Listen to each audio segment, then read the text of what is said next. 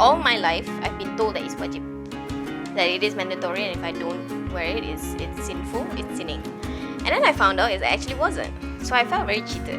Like all your life you've been told one thing and it turns out to be a lie.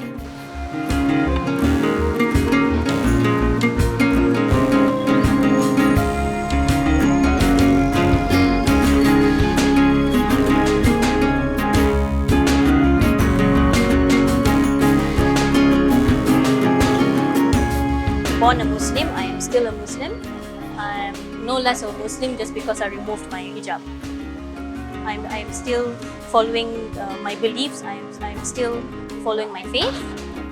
Not just because my family is still around. I still do believe in the religion. It's just that somehow I get this feeling that Malay men, especially in the authoritative level, they somehow have this mindset that Malay women need to appear in a certain manner, but it doesn't mean that these people who are wearing tudung are any better than the ones wearing, those who aren't wearing.